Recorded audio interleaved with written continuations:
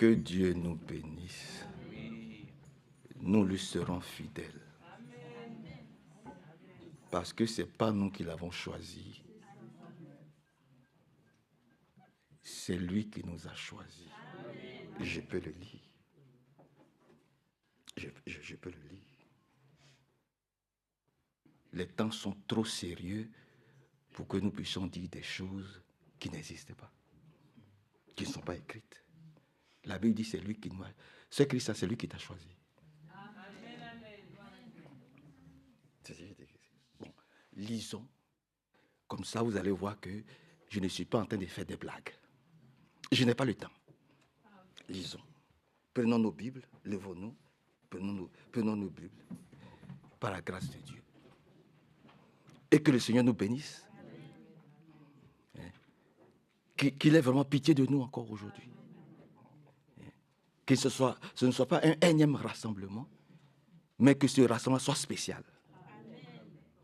Et que chacun vraiment puisse sortir béni de ce saint rassemblement. Bon, maintenant je vais les lire parce que je ne suis pas là pour raconter ma vie. Lisons, et vous allez voir que ce n'est pas toi-même qui t'es levé ce matin pour venir ici. C'est lui qui a permis ça. C'est lui qui a permis ça. Bon, je lis maintenant. C'est dans Jean au chapitre 15. Jean chapitre 15. Et pour aller vite, nous pouvons le lire à partir du verset 16. Il dit, ce n'est pas vous qui m'avez choisi. Vous êtes d'accord avec cela? C'est ce que je tentais de dire tout à l'heure. Ce n'est pas vous qui m'avez choisi. C'est moi qui vous ai choisi. Amen. Voilà. C'est moi qui vous ai choisi. Maintenant, il dit encore, il va un peu plus loin, il dit, quand je dis il dit, c'est le Seigneur. Je vous ai chargé d'aller porter des fruits et des fruits durables. Il dit, vous porterez du fruit. Il dit, moi qui vous ai choisi, là, je ferai en sorte que vous soyez de bonnes personnes. Amen. C'est comme ça que vous devez voir ça. Peut-être que pour le moment, vous ne le sentez pas, vous ne le voyez pas, mais avant l'enlèvement, parce qu'il y a un enlèvement, il fera en sorte que nous soyons des bonnes personnes et que nous portons des fruits durables. Maintenant, il dit, par la grâce de Dieu, alors le Père vous donnera tout ce que vous lui demanderez en mon nom. Tout ce que nous allons demander au Seigneur, à Dieu, au nom du Seigneur Jésus-Christ, cela nous sera accordé. Voyez-vous. Il dit, alors le Père vous donnera tout ce que vous lui demanderez en mon nom. Ce que je vous commande, donc, c'est de vous aimer les uns les autres. Asseyons-nous, c'est tout. C'est tout. C'est de vous aimer les uns les autres. Un disciple de Jésus-Christ, il ne peut pas détester un autre disciple de Jésus-Christ. C'est-à-dire, l'œil, les yeux ne peuvent pas détester le nez. Dis Amen. Je recommence. Les yeux ne peuvent pas détester le nez. Et puis le nez ne peut pas détester les oreilles. Et puis les dents ne peuvent pas détester la bouche. Parce que tout se complète. Les oreilles savent que s'il n'y a pas des yeux, c'est compliqué. Les yeux aussi savent que s'il n'y a pas des oreilles, c'est compliqué. Les dents savent que s'il n'y a pas de bouche, c'est compliqué. Tout est lié. Et tout doit marcher ensemble. C'est comme ça que nous sommes. Ouais. Les bras ne peuvent pas dire, je n'ai pas besoin des pieds. Bon, les pieds aussi ne peuvent pas dire, je n'ai pas besoin des bras. Vous êtes avec moi? Bon, vous êtes avec moi. Les bras ne peuvent pas dire, moi, je suis fâché avec mes pieds. Mais c'est ce que nous constatons ici, c'est ce que nous constatons dans l'église. Je ne viens pas à l'église, je suis fâché avec Frère Manassé. Je ne viens pas à l'église, je suis fâché avec Frère Hervé. Tu n'as rien compris? Nous avons besoin les uns les autres. Et ce qui va nous faire entrer au ciel, c'est l'amour. Que nous avons d'abord pour Dieu et les uns pour les autres. Tu aimeras le Seigneur ton Dieu de tout ton cœur, de toute ton âme, de tout ton esprit, de toutes tes forces, de toutes tes pensées. Ensuite, celui qui lui est semblable, tu aimeras ton prochain comme toi-même. C'est pour ça que nous avons été appelés de tous les peuples, de toutes les tribus, de toutes les nations, de tous les continents, pour former un seul peuple. Ici, il y en a qui sont d'origine arabe. Ici, il y en a qui sont d'origine européenne. Ici, il y en a qui sont d'origine africaine. Nous avons des frères chinois, nous avons des frères japonais, nous avons des frères polonais, nous avons des frères chiliens, brésiliens, haïtiens. Le frère Violent Chalestin m'a appelé hier, il m'a dit, tu n'as pas transmis mes salutations. Bon, je transmets ses salutations. C'est un haïtien. Le frère André aussi m'a dit, je salue toute l'église. Lui, il est un Brésilien. Je n'ai pas entendu votre amen. Et que Dieu vous bénisse. Alléluia. Tout à l'heure, j'étais assis ici, mon téléphone a sonné. Voilà, frère qui est là. Je suis allé là-bas. C'était le frère Elie Mpongo que nous connaissons tous. Il m'a juste appelé, il m'a dit, frère Massi, je t'appelle depuis le Congo là-bas. Je vous suis, je vais me connecter, vous suis depuis le Congo, Kinshasa. Salut l'église. J'ai dit, mais tu entends, non, nous sommes en train de chanter les cantiques. C'est un Congolais de Kinshasa. Ce matin, à 4h du matin, le frère Varel, il est de Congo-Brazzaville. Il m'a appelé, il m'a dit, frère Manassé, salut l'église. Il est de Congo-Brazzaville. Amen. Et puis, les frères de Cologne m'ont appelé à 6h du matin. Ils m'ont dit, salut l'église, nous allons nous connecter. De toutes les tribus, de toutes les nations, de partout. C'est pas merveilleux? Mais gloire à Dieu! Voilà, nous sommes un peuple. On ne s'accuse pas, on ne se connaît pas, on ne se critique pas, on s'aime. Parce que nous nous préparons. Je le dis encore, nous allons dans... Il n'y a pas de voyage plus beau que le voyage que nous sommes en train de préparer maintenant. Ce voyage-là, nous allons l'effectuer ensemble. Amen. Maintenant, celui qui n'aime pas Hervé, celui qui n'aime pas Manassé, celui qui n'aime pas Christiane, il ne prendra pas ce voyage. Parce que c'est dans l'union que nous partons. Ce n'est pas dans la division. C'est ça que tout le monde doit comprendre. Il rassemble son peuple sous une seule tête. Alléluia. Que le Seigneur nous bénisse et que son beau nom soit loué, glorifié, exalté et célébré. Au nom du Seigneur Jésus-Christ. Amen.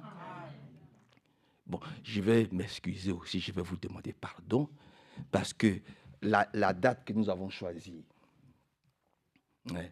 pour la Sainte Seine du lavage des pieds va être reportée parce qu'il y a des frères qui sont en déplacement.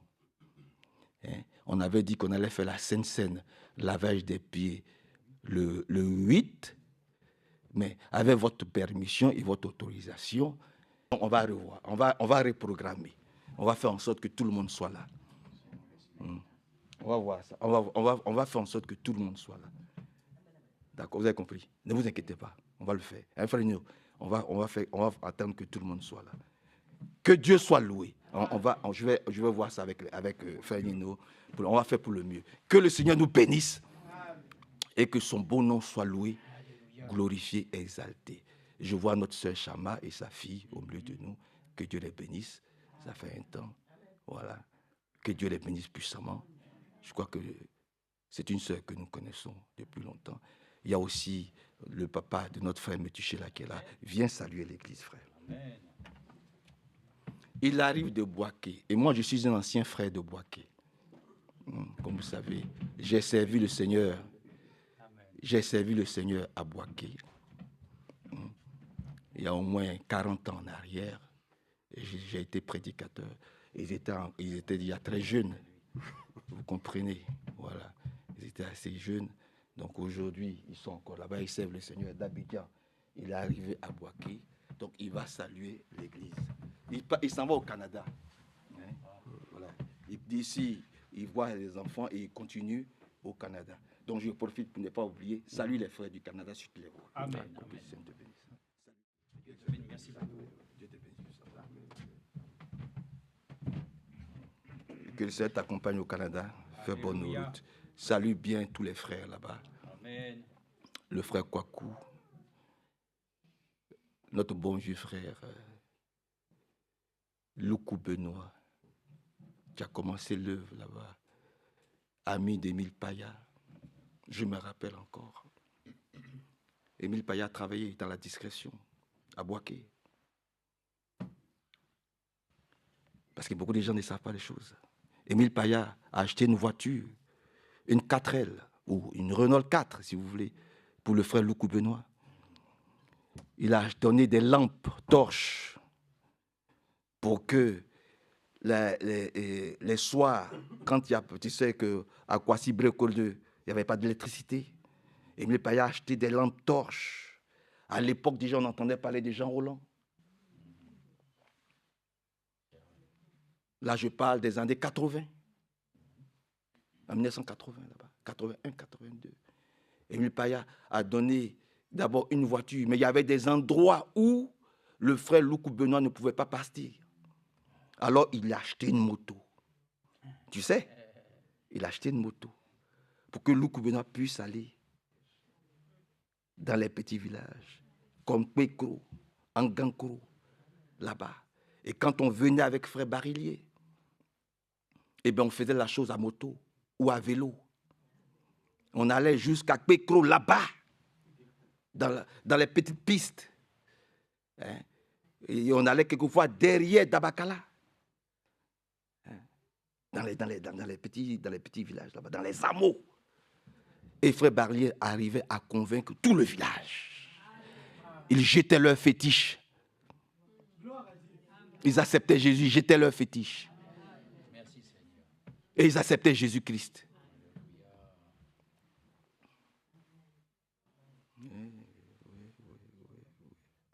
Oui.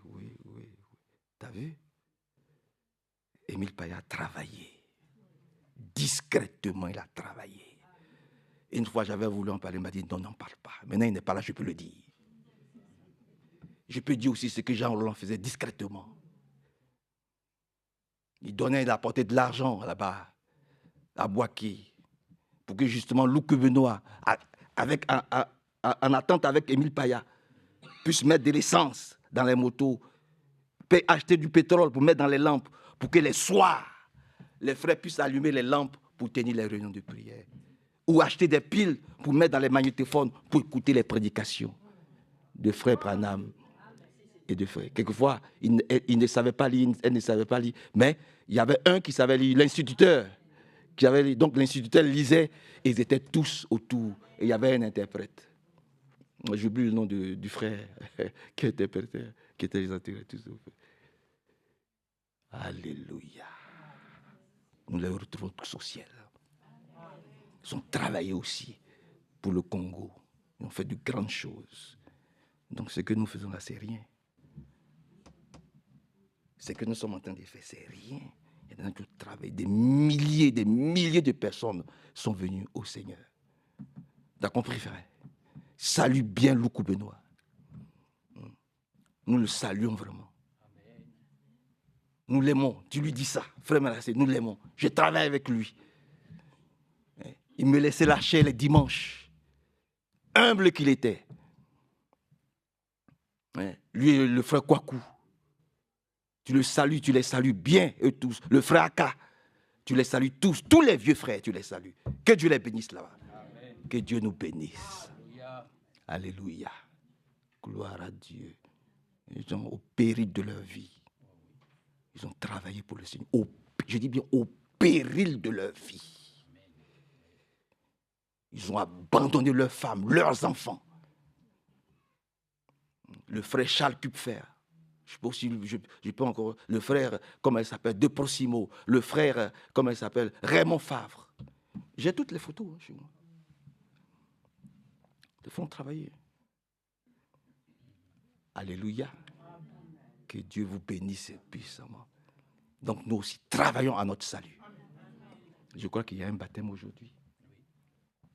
Il y a un baptême aujourd'hui. Donc ceux qui peuvent, ceux qui pourront aller soutenir notre sœur. Elle doit mourir aujourd'hui.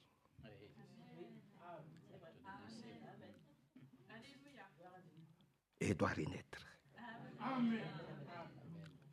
Mais premièrement, elle demandera pardon pour ses péchés. Elle va se répandre de son ancienne vie. Elle dit, Seigneur, je ne veux plus marcher comme j'ai marché. Je ne veux plus me comporter comme j'ai eu à me comporter jusqu'à ce que je sois plongé. Je meurs à mon ancienne vie. C'est ça le signe fort du baptême. Je meurs à mon ancienne vie. Mais lorsque tu le fais sincèrement, mais toutes les maladies, toutes les attaques diaboliques, toutes les souffrances, c'est ça aussi qui meurt. Tu guéris de toutes les attaques de l'adversaire. Quand c'est fait sincèrement. Parce que la Bible dit, répentez-vous. Ensuite, soyez baptisés au nom du Seigneur Jésus-Christ. Pourquoi? Pour la rémission de vos péchés. Amen. Pour la rémission de tes péchés. Alors, c'est ce jour-là où tous tes péchés meurent. Tes péchés passés, tes péchés présents, tes péchés futurs, tout meurt. Oh, lisons Acte 8, verset 37. Acte 8. Vous le permettez.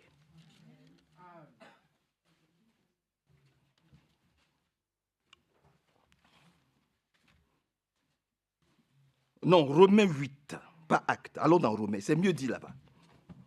Allons dans le livre de Romains.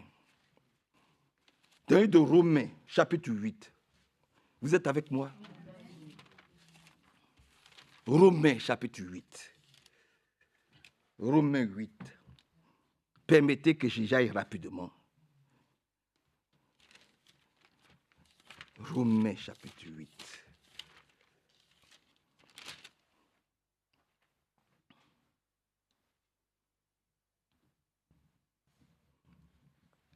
Et il est où?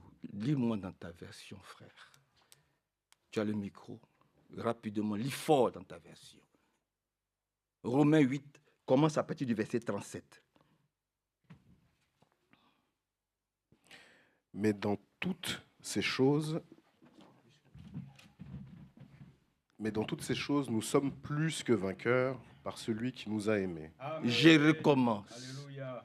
Je recommence par la grâce de Dieu. Mais en tout cela, nous remportons la plus complète victoire par celui qui nous a aimés, Jésus-Christ. Oui, j'ai la certitude que rien ne peut nous séparer de son amour. Donne ton plus beau Amen.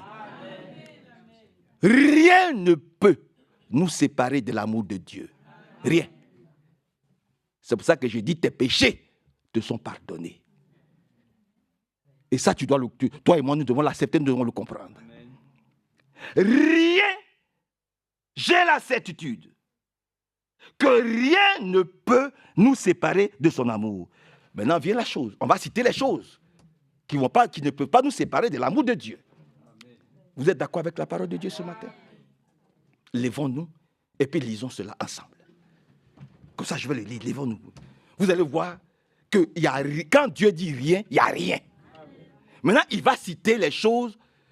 Ouais, quand tu vas prendre ton baptême, voici ce que tu acquiers. C'est ça? Oui. Voilà ce que tu acquiers. Voilà ce que Dieu te donne. Comme récompense, comme victoire. D'abord, c'est son amour. Amen. Et dans son amour, voilà ce que cela contient. Alléluia. Ce que personne ne peut t'arracher. Maintenant, je cite maintenant. Il dit, j'ai la certitude, donc c'est sûr, c'est certain, que rien ne peut nous séparer de son amour. Amen. Maintenant, viens, il dit, premièrement, ni la mort. Donc la mort ne peut pas nous séparer de Dieu. Vous êtes d'accord avec la parole de Dieu? C'est Anne, tu es d'accord avec cela? La mort, tu ne peux pas te séparer de la parole de Dieu. Donc, c'est pour ça que les chrétiens, ils n'ont pas peur de la mort ne peut pas nous séparer de Dieu. Il dit, ni la mort. Maintenant, viens, ni la vie. Même la vie ne peut pas nous séparer des choses. Bon, permettez que j'aille rapidement parce que c'est une parole d'introduction. Et que Dieu nous bénisse. Il dit, ni la mort, ni la vie, ni les anges, ni d'autres autorités ou puissances célestes, même les puissances célestes ne peuvent pas nous séparer de son amour. Maintenant vient la chose. Ni le présent, ni l'avenir, ni les forces d'en haut, ni les forces d'en bas, aucune autre créature, rien ne pourra jamais nous séparer de l'amour que Dieu nous a manifesté en Jésus-Christ notre Seigneur. Donne ton plus beau amen à Dieu.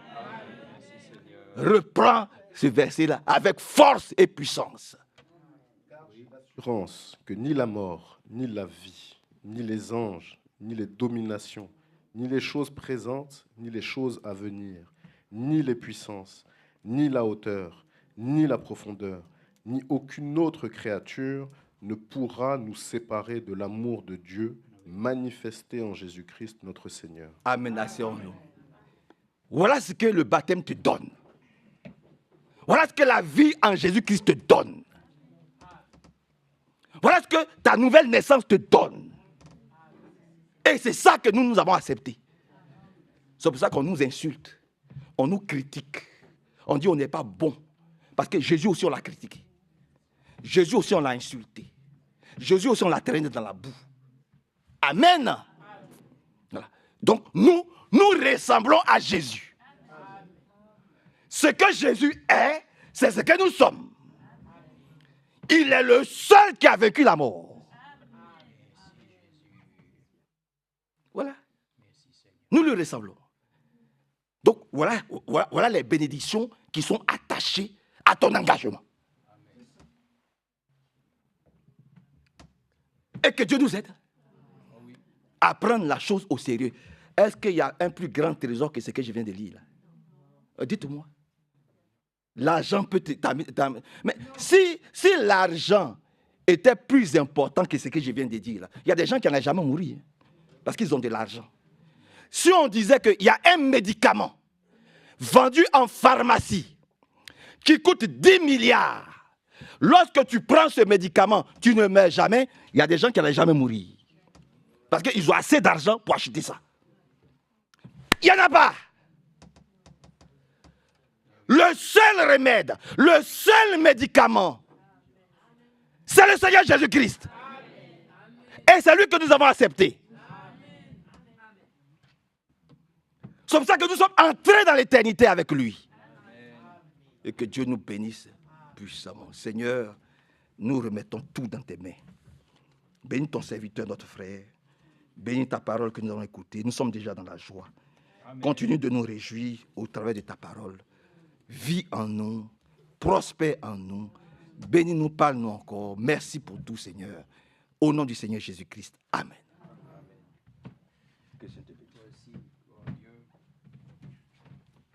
Amen. Chantons. Louange, louange, louange à Jésus notre roi. Qui pourra condamner ceux qu'il a justifiés et qui marchent dans sa sainteté?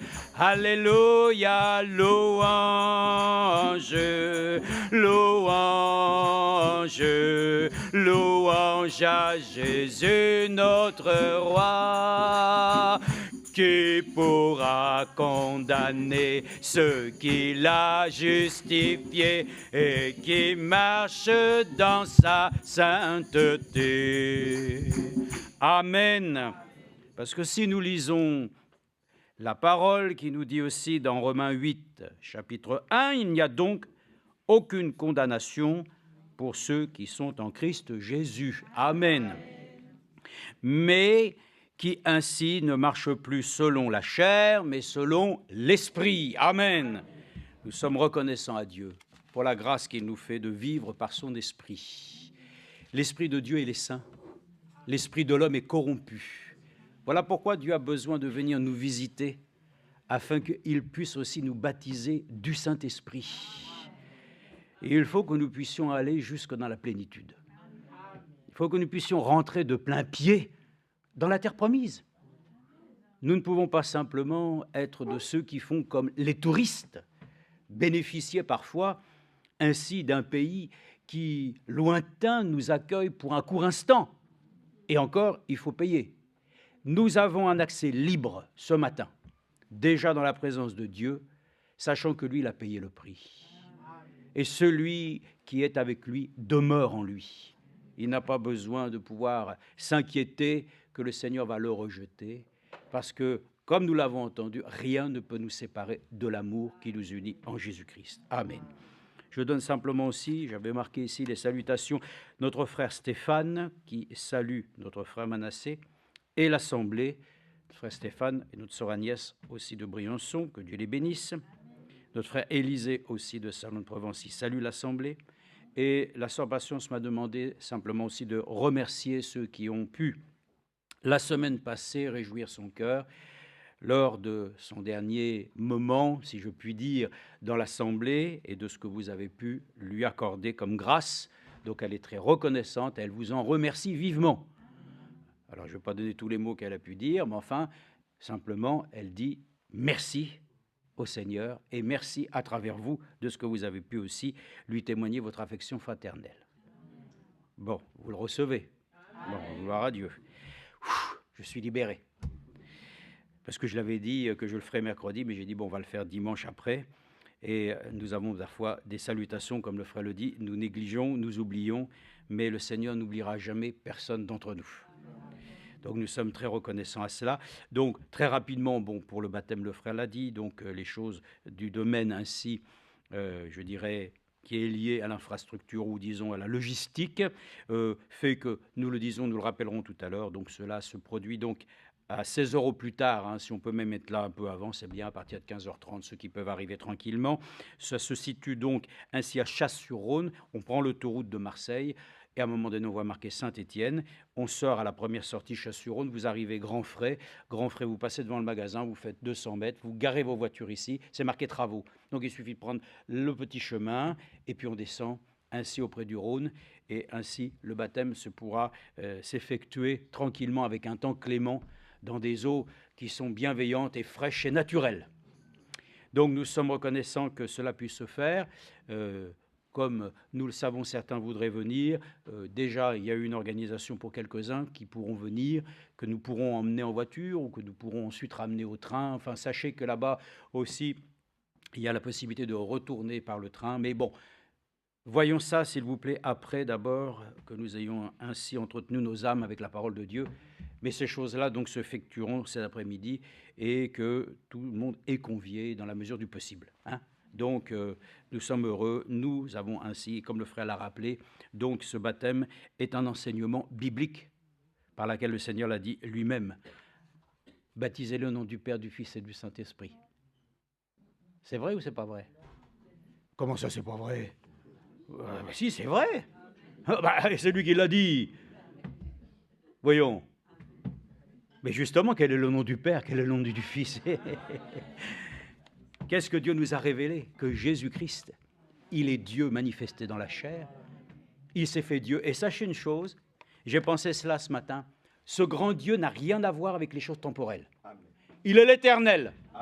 Mais il lui a plu ainsi de s'efforcer de venir une partie de lui-même dans la chair, vivre pour une période de temps. Lui-même, il n'a rien à voir avec le temps, il est l'Éternel. Donc déjà, le Seigneur a dit, c'est bizarre, mais c'est vrai, cette poche de temps-là, il faut que j'aille la visiter. Il faut que moi-même, je me fasse homme, parce que ma création, elle souffre. J'ai besoin qu'elle puisse être rachetée, parce que je suis le parent rédempteur. C'est lui le plus proche. Et il voit que la création est tombée, elle a chuté. Alors, il dit, moi qui suis l'Éternel, je vais prendre la forme d'un homme et je vais vivre dans une habitation temporaire. Mais regardez, nous aussi, frères et sœurs, nous sommes humains. Nous n'avons rien à voir, dans le fond, avec le ciel, puisque nous sommes humains. Mais pourtant, Dieu nous a mis aussi maintenant l'éternité dans notre cœur. Donc, lui qui est l'Éternel vient temporairement pour un temps, et nous temporairement pour l'instant, nous sommes là avec un lien avec le ciel et l'éternité, mais bientôt nous passerons. Ainsi, de cet état temporel, nous retournerons à l'éternité. Et nous pourrons ainsi, lui-même Dieu, retrouver ainsi cette éternité pleine et entière en ayant renouvelé toutes choses sur cette terre. Nous allons le voir, il y a des nouveaux cieux et une nouvelle terre qui doivent venir. Mais en attendant, frères et sœurs, c'est sur cette terre que nous vivons, que Dieu veut que nous expérimentions le salut et la rédemption. C'est maintenant la préparation. C'est pas là-haut. L'amour que nous devons ainsi pleinement manifester, nous devons le recevoir ici-bas. T'attends au ciel, t'attends qu'ainsi nous puissions être là-bas pour goûter à la fraternité. Il y a réellement un grand problème. Parce que c'est ici-bas, justement, dans les difficultés, dans, je dirais, les expériences que nous avons parfois douloureuses, que Dieu révèle son amour. Et que c'est comme ça que nous pouvons parvenir ensemble, voilà, au but final de nous réunir en étant convaincus que réellement le Seigneur nous a accordé ainsi dans notre vie une stature solide, qui ne repose pas ainsi sous l'enseignement des hommes, mais réellement sous l'influence directe du Saint-Esprit. Donc, nous sommes vraiment reconnaissants que le Seigneur prenne soin de toutes ces choses. J'ai chanté ce cantique, louange, louange. Vous savez, c'est merveilleux parce que nous pouvons le dire et nous allons parler de la justice du Dieu très haut. Cette justice, j'aimerais que nous puissions encore l'aborder selon, bien sûr, la parole de Dieu, parce que nous allons le voir, ici-bas, il n'y a pas de justice. Enfin, il y a une justice avec des lois d'hommes. Mais la loi de Dieu, c'est elle qui est réellement, pour nous tous, la seule référence. La loi de l'Éternel est bonne. Même si nous voyons que nous vivons dans le temps de la grâce, il est dit, la loi est bonne. Et aucun iota de la loi ne sera enlevé. C'est pour ça que nous allons voir que Jésus-Christ, comme nous le chantons, il est ma justice. Jésus-Christ est ma justice, il éclaire mon chemin, et marchant dans sa... Bon, ok, c'est bien de le chanter, mais il faut que nous le reconnaissions. Est-ce que vous êtes justifié ce matin? Nous l'avons dit, celui qui veut te condamner, celui qui veut encore te dire qu'il y a un courrier quelque part qui traîne au fond d'un tiroir, Dieu lui dit, j'en ai rien à faire de ces courriers-là. Ce sont des lettres du passé. Le Seigneur lui-même les a détruites. Et la lettre de la condamnation, frères et sœurs, n'existe plus. Le frère l'a dit. On va vous dire quoi d'autre? Il n'y a plus de condamnation pour ceux qui sont en Jésus-Christ. Est-ce que tu es en Jésus-Christ? En Jésus-Christ, nous sommes une nouvelle création. Et pourtant, tu es toujours avec tes deux bras, tes deux jambes. Hein? Mais dis donc, celui qui est en toi, c'est ça qui fait la différence. Parce que ce n'est pas l'extérieur qui compte. Hein. Oh, pharisiens, qui avaient l'extérieur bienveillant, mais vous êtes comme des sépulcres blanchis. Le véritable juif, c'est celui qui l'est à l'intérieur. La vraie circoncision. Les gens discutent sur ça. Pourtant, les choses sont claires. Ce n'est pas la circoncision ou l'incirconcision qui compte, hein, mais c'est celle du cœur. Bon. Alors, réellement, nous sommes très heureux que, ainsi, par les événements que nous voyons, les hommes sont contraints, bien sûr, de vivre sous un système qui est établi selon des lois, et même dans le travail, vous avez le code du travail. Hein, c'est une chose qui... Il est tellement épais qu'on est perdu là-dedans. Les lois deviennent tellement épaisses aussi, parce qu'il y a la jurisprudence. Donc, ce qui fait que quand un jugement est rendu, il faut aller consulter aussi tout ce qui a pu, à travers des événements par lesquels ainsi il a été nécessaire de prendre certaines décisions, soit des condamnations ou soit même ainsi des libérations. De voir qu'alors les hommes sont obligés de consulter, bien sûr, toutes ces lois, mais dont ils se perdent. Mais nous, nous sommes heureux parce que lorsque nous plongeons nos regards dans la loi de l'Éternel, elle est parfaite. La loi de Dieu, elle est parfaite. Eh oui, la loi de Dieu, c'est un cadeau du ciel. La parole de Dieu, c'est un trésor. C'est un livre précieux. Ce n'est ni un roman, ce n'est ni un livre d'histoire, ni de géographie, c'est un tout en tout. Il parle de l'histoire des hommes. Il parle aussi géographiquement, comment les choses se situent et où ça se passe. Il parle de Golgotha. C'est un lieu. Il parle d'Israël. C'est un pays. Amen. Et il nous parle aussi d'un pays qui est au-delà des étoiles. Oh, oh, oh. Il nous parle de tout. Il nous parle aussi de politique. Il nous entretient de ce que seront les royaumes. Comment il déplace les potentats, les rois, les ministres et tout. Que ça vient de lui. C'est son pouvoir. Et le frère nous a rappelé que c'est lui qui nous a élus. Il nous a élus avant la fondation du monde. Hein? Pourquoi? Parce qu'il a vu aussi en ce jour-là que volontairement, ton cœur était disposé et ouvert à le recevoir. Il a vu d'avance, bien sûr, le baptême de chacun. Et il a vu le baptême de celui qui va arriver. Et il a vu que ce serait un jour encore qui serait favorable. Alors, saisissons le jour favorable, parce que c'est le jour du salut. Ce n'est pas le jour de la condamnation. Ah! Mais la justice de Dieu, c'est une réalité. Hein? Parce que si Dieu est juste, il faut qu'il y ait un jugement. Mais pour les enfants de Dieu, même si nous devons comparaître devant le tribunal de Christ, tous, nous devons comparaître. Mais tu y vas le cœur relativement, n'est-ce pas, rassuré. Hein? Vous savez, on est toujours devant la crainte du Seigneur. Parfois, ce n'est pas des doutes, hein, mais on se remet toujours un peu en question, c'est bien. Mais quand on arrive devant ainsi celui qui pourrait être notre juge, son œuvre à travers nous témoigne. Non, je ne suis pas un condamné. Il n'y a rien qui ne puisse ainsi faire ombrage et obstacle entre moi et mon Sauveur. Amen. Parce que son œuvre qu'il a commencée, il l'achève. Amen. Alors quand il présentera son Église, elle ne sera pas tordue, il ne lui manquera pas un doigt, elle est parfaite. Amen. Alléluia. Amen. L'épouse sera parfaite. Amen. Alors un petit coup d'œil à ceux qui se sont mariés il y a un an, jour pour jour. Que Dieu les bénisse, première année de mariage. Pour Jérémie, Noémie, aussi même jour. Ben pour eux, ça fait déjà des années. Que Dieu les bénisse richement. Amen. Parce que nous aimons honorer aussi le mariage. Et nous honorons aussi l'union, comme il a été rappelé, sous une seule tête, que notre Seigneur Jésus-Christ nous propose d'avoir. Vous voulez être unis à qui? Vous voulez être unis encore à une chose qui est de cette terre, ou est-ce que nous voulons être unis sur la chose qui devient pour nous la chose essentielle, qui a été d'abord la pierre angulaire, qui devient la pierre faîtière?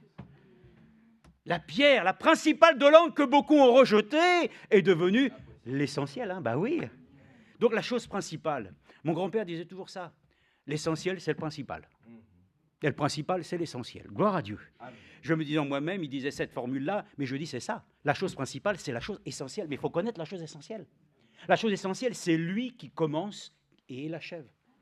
Et ça ne va pas s'achever ainsi avec n'importe quelle pierre.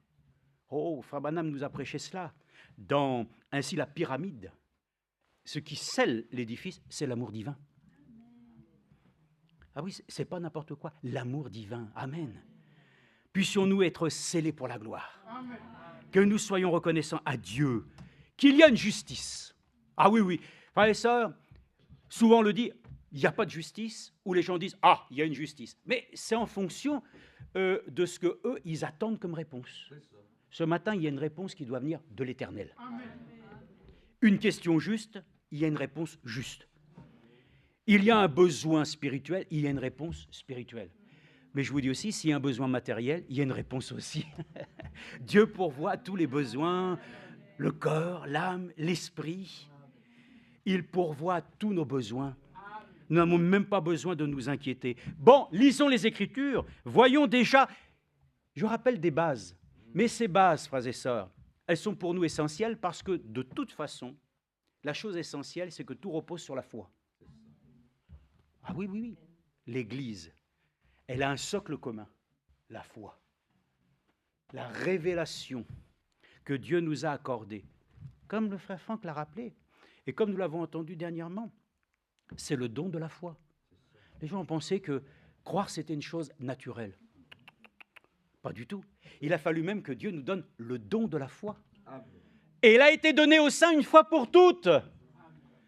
Tu crois que c'est un don? Je le crois. Mais pour que le don se manifeste, il faut écouter la parole de Dieu. Parce que la foi vient de ce que nous entendons. Et celui qui écoute la parole du Seigneur ce matin peut le dire, « J'ai foi en toi, Seigneur. » Et vous allez voir que la justification, encore une fois, nous l'avons entendu, mais nous le répétons, parce que peut-être aussi, pour certaines personnes, c'est nécessaire qu'aujourd'hui, c'est un jour nouveau. Leur dire que la justification, selon la définition même de ce que Frère Branham, prophète pour notre temps, a désigné, c'est que quelqu'un qui est justifié devant Dieu, il n'a jamais rien fait qui ne puisse être même à ses yeux quelque chose que Dieu pourrait encore reprocher. Il a mis derrière mon dos. Ah, j'aime ça. Moi, je suis comme un enfant. Je comprends très bien. Si je mets les choses derrière mon dos, je peux tourner, mais j'arrive pas à voir mon dos. Il faudrait peut-être un miroir, peut-être. Hein, voilà. Mais bon, naturellement, le Seigneur nous dit, il ne peut pas voir ces choses-là. Il les a oubliées pour toujours et même pour l'éternité. Donc nous sommes très reconnaissants à Dieu. Nous n'avons jamais, aux yeux de Dieu, été ainsi, en tout cas depuis que nous avons accepté le Seigneur comme notre Sauveur et notre Rédempteur, il ne peut pas te voir comme un pécheur. Et l'Écriture le dit, nous ne sommes plus des pécheurs. Qui est celui qui a l'audace et le courage de lever la main pour dire, pour qu'il dise non, qu'il est pécheur? Non, tu n'es plus pécheur, la Bible dit. Mais ton corps pêche. Mais mon âme, qui a été sauvée, est pure. Mon esprit me joue encore des sales tours. Ma chair se voit encore d'exiger. Elle recommande des aspirations qui viennent parfois ainsi des choses dont nous n'avons rien à voir. Mais mon estomac a faim. Mon cerveau a besoin de dormir. Mes bras se fatiguent, mes pieds ont besoin d'être aussi pris avec soin. Bon, tout ça, c'est les éléments qui font que, non, nous ne sommes plus des pécheurs.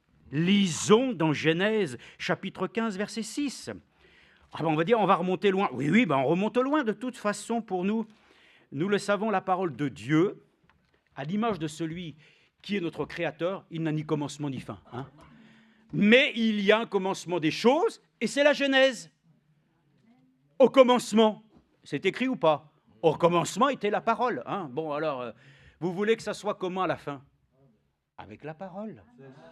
Combien de fois nous avons entendu l'homme de Dieu dire, nous avons entendu une première prédication, c'est celle de Pierre. Hein, la repentance, repentez-vous. Ouais, c'est une courte prédication. Mais alors, dites donc, c'est condensé là-dedans. Hein. Il y a tout. Oh, frères et sœurs, puissions-nous avoir la substance de l'Écriture ce matin. Amen. N'ayons pas les phrases si belles hein, que nous en avons ainsi comme une vitrine. Ayons la substance. Amen. Celui qui veut la semence, il prend la graine, mais il faut aller à l'intérieur. La vie est à l'intérieur. Amen. Amen. Les chrétiens de Béret sondaient parce qu'ils savaient que là, dans le fond des choses, il y avait la vie. Donc, dans Genèse chapitre 15, verset 6, nous avons ici l'expérience, bien sûr, de notre Père. Ah, que personne n'appelle personne Père. Ah, en tout cas, nous n'avons pas de Père Saint sur la terre, mais nous avons un Dieu qui s'est révélé comme notre Père qui est saint. Mais sur la terre, personne n'appelle personne Père. C'est pour ça que même, nous pouvons le dire, les enfants disent ainsi à leur géniteur, papa et maman. Hein? Mais nous savons que, pour autant, il est dit que nous pouvons appeler Abraham notre Père dans la foi. Parce que lui-même, il a été ce modèle par lequel aussi nous dépendons de lui aujourd'hui. Merci Abraham, je ne te vois pas encore aujourd'hui, mais quand nous aurons l'occasion de passer un instant, l'autre dira non, laisse-moi, je vais être le premier. Non, non, non. Je ne sais même pas comment les choses pourront se passer dans ce ciel glorieux, je ne sais pas. Hein.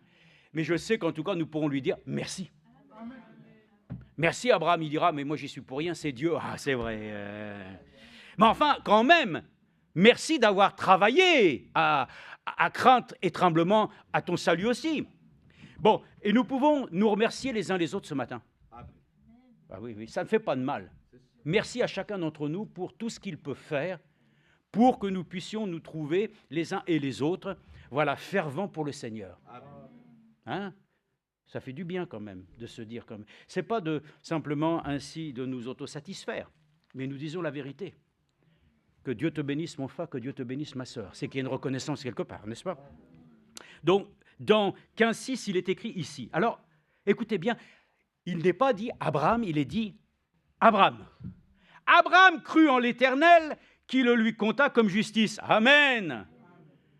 Vous avez vu? Qui compta comme justice. Donc le mot justice apparaît déjà ici. Vous savez que Noé, qui connaît le Noé, vous l'avez rencontré un jour? Moi, je l'ai vu un jour. Je l'ai vu à travers les Écritures. J'ai vu comment Dieu lui-même l'a appelé à construire une arche. Et comment ainsi il a travaillé malgré toutes les contraintes. Hein. Nous l'avons toujours dit, il n'avait pas ainsi l'outillage que nous avons aujourd'hui. Hein. Et comme je vous ai rappelé plusieurs fois, n'est-ce pas, faites-le vous-même, mais pas tout seul. Noé ne pouvait rien faire de lui-même seul, et nous aussi. Dieu lui avait donné les conseils, lui avait donné tous les éléments pour pouvoir ainsi construire une arche immense, qui a demandé du temps. Mais vous savez, il commence une chose et il a fini, le Seigneur. Et à travers quelqu'un qui réellement est désireux de laisser aussi le Seigneur achever ce qu'il a commencé, ça va se manifester aussi. Et nous le savons qu'ainsi, Noé, il est écrit, était un prédicateur de la justice. Sommes-nous des prédicateurs de la justice? Toi, tu n'es pas prédicateur, les femmes non plus, évidemment. Hein? Mais ça n'empêche pas non plus de pouvoir manifester la justice de Dieu. Il faut comprendre. Mais il est dit prédicateur de la justice. Pourquoi était-il juste? On va le voir, c'était déjà un prémisse à ce que Abraham, n'est-ce pas, lui-même va vivre. Pourquoi? Parce que Noé, hein, cet homme, a entendu Dieu lui parler d'une manière claire, nette, audible. Pas besoin d'avoir ainsi un casque et des choses que nous avons aujourd'hui pour écouter, n'est-ce pas? C'était du direct. Donc Dieu lui a dit, voilà ce que tu dois faire afin de pouvoir te sauver, toi et ta famille. Hein. Nous avons aussi cette promesse, si tu crois de tout ton cœur, tu seras sauvé, toi et toute ta famille. Amen. Donc nous travaillons afin que tous ceux qui sont dans notre cœur puissent entrer, n'est-ce pas? Ça ne saurait tarder. Nous comptons sur la grâce de Dieu. Donc, il a entendu et il est resté les bras croisés. Il a travaillé avec crainte et tremblement à son salut, d'une manière que l'arche est devenue une réalité, utilisant les matériaux que Dieu lui avait dit, bois de gopher, et tous les éléments qui pouvaient faire que même il devait faire une fenêtre où Dieu lui avait dit de faire. Oh, frères et sœurs, ce matin, nous avons une fenêtre aussi qui s'ouvre pour nous. C'est une fenêtre qui est dirigée vers le ciel. Et nous sommes heureux parce que lui-même a écouté, entendu et aussi agi, alors Dieu dit lui-même qu'il était un prédicateur de la justice parce que ce qu'il disait, il ne se contentait pas simplement de le dire, il le faisait. Donc il est dit, Abraham crut en l'Éternel qui le lui compta comme justice. Il lui dit encore, je suis l'Éternel qui t'a fait sortir d'Our des Chaldéens pour te donner ce pays en possession. Amen. Donc il est parlé de justice, comme il est parti ici, mais vous savez tous comment les choses se sont produites ensuite, lorsque le Seigneur lui a demandé d'offrir son fils. Hein? Les questions qui ont fusé, qui étaient normales, papa, où est le sacrifice, tout. Dieu pourvoira. Il est toujours le même, il dit, il va pourvoir. Toi, tu dis aujourd'hui, mais je dois faire ceci, je dois faire cela, j'ai aucun élément dans les mains. Ben, laisse le Seigneur le manifester. Il faut lui donner l'occasion aussi de manifester qu'il est Dieu puissant. Amen. El Gabor, le Dieu puissant. Dieu Shama aussi, il est dit.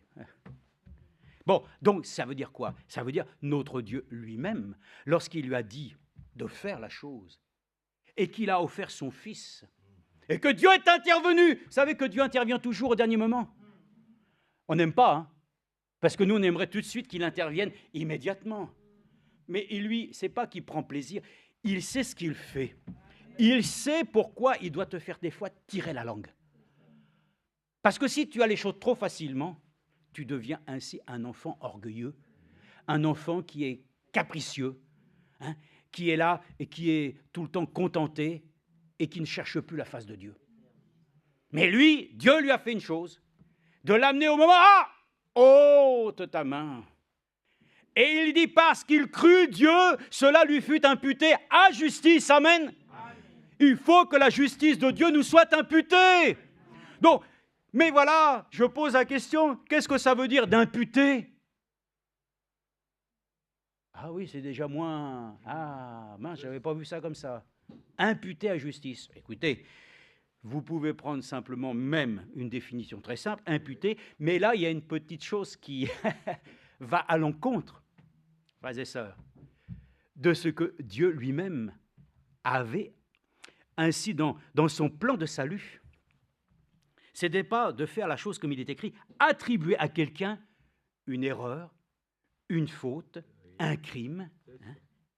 En fait, ça veut dire imputer, c'est-à-dire mettre sur le compte de quelqu'un. Quand on t'impute une chose, ça veut dire on va te coller, excuse-moi, on va te coller la chose déficiente. Vous comprenez maintenant pourquoi le salut par grâce qui nous est offert, c'est sur lui que nos péchés sont tombés.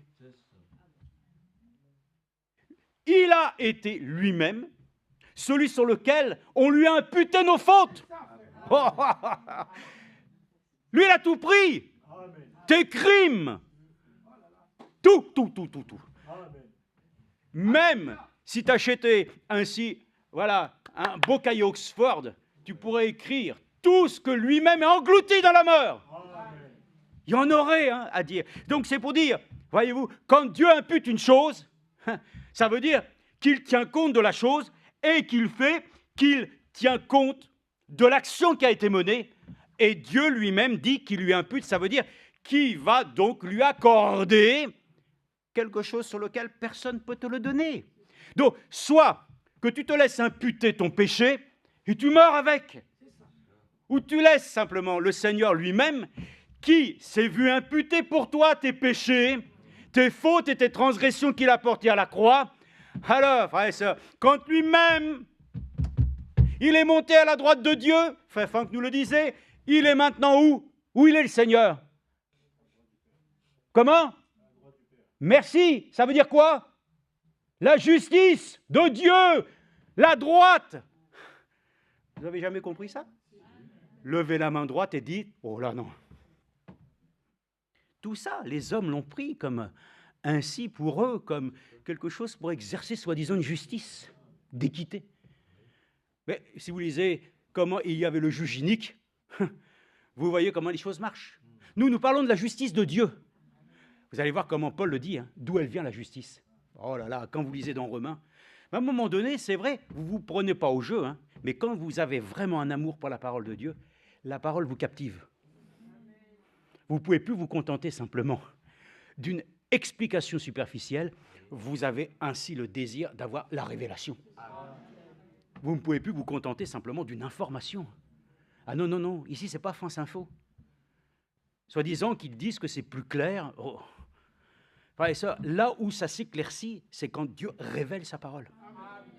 Et nous le croyons, frères et sœurs. Dieu doit nous révéler sa justice ce matin. Donc, c'est important de voir comment les choses sont. Ainsi, le juste, parce que c'est directement dérivé de la justice. Ben, le juste, il vit comment? Le juste vivra par sa foi. C'est écrit dans l'Ancienne Alliance, je crois que c'est Habakkuk. Le juste vivra par sa foi. Et il est dit dans la Nouvelle Alliance que le juste vivra par la foi. C'est une chose qui a été donnée aux saints, la foi. Mais individuellement, tu dois vivre par ta propre expérience. Ce n'est pas avec les autres que simplement tu te lis dans la communion fraternelle, quoique aujourd'hui ça a plutôt tendance à se défaire. Mais nous prêchons l'harmonie. Nous prêchons tous ainsi, tous sous une seule tête. Et puis je vais vous le dire, c'est un petit peu cavalier, mais bras dessous. Il faut que nous puissions aller victorieux. Donc le juste vivra par sa foi. Et vous voyez que toute l'expérience qu'Abraham a obtenue, c'est pour ça qu'on dit qu'il est le père de la foi, parce que cela lui fut imputé à justice. Donc Jésus lui-même s'est vu imputer notre péché. Mais celui qui croit maintenant se voit imputé, amen, Par la foi, la justice de Dieu, pas la condamnation. Je ne sais pas si nous comprenons, mais enfin, c'est comme ça que ça marche.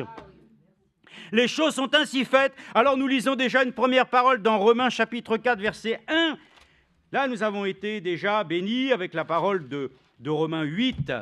Ah, quelle chose sur laquelle nous pouvons ainsi nous accorder les uns avec les autres. Hein. Écoutez bien. De même, David proclame le bonheur de l'homme, verset 6, 4, 6, au compte de qui Dieu met la justice. Amen. Tu vois, je te l'ai dit tout à l'heure, imputer, mettre au compte. C'est repris ici dans une autre traduction qui est bien, c'est clair. Or, celui qui fait une œuvre, le salaire est compté comme une grâce, mais comme un dû. Quant à celui qui ne fait pas l'œuvre, mais croit, pardon, qu'est-ce que j'ai dit ? Oui, c'est ça. Quant à celui qui ne fait pas d'œuvre, mais qui croit en celui qui justifie l'impie, sa foi lui est comptée comme justice. Amen. Amen. Voilà, c'est ça qui t'est compté ce matin. Amen. Ce qui t'est imputé à justice, c'est que tu crois Dieu et que tu le serves. Amen. Ah, il ne faut pas faire du blabla. Il ne faut pas dire simplement maintenant je suis Jésus. Tu fais comme tu veux. Tu vas faire ton plan, tu vas faire ton... Non, ça, ce n'est pas acceptable. C'est une chose même condamnable. Nous devons veiller à marcher d'un même pas, un même peuple, d'un seul homme. Ça doit être la recherche de notre cœur. De même, David proclame le bonheur de l'homme au compte de qui Dieu met la justice. Amen. C'est ça la question. Est-ce que Dieu a mis la justice dans ton cœur ? Et de quelle justice que tu parles ? La justice. Tu veux quoi ? Tu veux rendre justice, toi ? Mais viendra un temps, c'est nous qui jugerons les gens, les anges. Pour l'instant, nous ne sommes pas là pour juger. Dieu est un Dieu qui va juger. Amen. Mais lorsque Jésus vient, il dit, je ne suis pas venu pour juger, mais pour sauver. Amen. Vous voyez encore ? Oh là là ! Cette imputation doit être claire, nette et précise. C'est une justice qui ne vient pas des œuvres. Oh, on va le lire, mais laissons les choses. De même, David proclame le bonheur au compte de qui Dieu met la justice, donc qui impute, sans les œuvres. Heureux ceux dont les iniquités sont pardonnées. Amen. Amen. Mais vous savez ce que c'est que les iniquités ? Les iniquités, c'est l'injustice. C'est-à-dire que nous savons et nous connaissons les choses qui plaisent à Dieu, mais nous trouvons les moyens de dire, je ne le ferai pas. Ou vous trouvez des raisons, oui, mais il a aussi dit, et on raisonne. C'est une iniquité. Le juge inique savait ce qu'il avait à faire, mais il en avait d'autres choses. D'autres choses étaient plus importantes pour lui. À force qu'il voyait que l'insistance de la personne devenait plus ainsi gênante que les situations dont il avait besoin de s'occuper, il a préféré dire, bon, ok, on va lui donner ce qu'elle veut pour qu'elle nous fiche la paix. Et ça, nous n'avons pas un Dieu ce matin et qui va simplement nous fiche la paix, simplement, parce que lui-même, il accomplirait une justice qui ne viendrait pas ainsi d'une sainteté. Le Dieu qui est juste va trancher de toutes choses avec sa parole. La justice de Dieu, c'est la vérité. Hein. Je pense simplement à Salomon, ayant lui-même, on va le lire, demandé que Dieu lui accorde l'intelligence. En fait, dans les traductions, c'est qu'il demande la justice, parce que lui-même doit pouvoir trancher sur toutes les situations qui vont se présenter, dont, bien sûr, ces deux femmes qui se revendiquent comme une mère, parce que l'enfant qui est là, l'un dit c'est à moi, l'autre c'est à moi. Il faut bien rendre justice là-dedans. Alors la justice qui est rendue, c'est simple, c'est de couper l'enfant en deux. Vous vous rendez compte ? Les gens diront, mais c'est de la folie. Non, parce que Dieu lui-même qui est esprit, il met en évidence que sa justice dévoile le mensonge. Voilà pourquoi le prédicateur de la justice prêche ce qui est vrai. Il prêche ce qui est juste. Il ne s'occupe pas des gens. Et il dit, mais ils seront contre toi. Mais si Dieu est avec toi, ça c'est dans le domaine de la prédication. Mais nous ne sommes pas là pour dire les choses injustes. Nous sommes là pour dire la chose qui est juste. Et nous sommes là pour dire réellement que Dieu lui-même doit être cette justice pour toi, pour te parler dans ton cœur, afin que tu puisses aussi prendre les bonnes décisions. Ainsi donc, la décision a été couper l'enfant en deux. Mais la vraie mère a pu manifester les sentiments d'une mère. Non, non, non, non, non. Donne-lui à elle.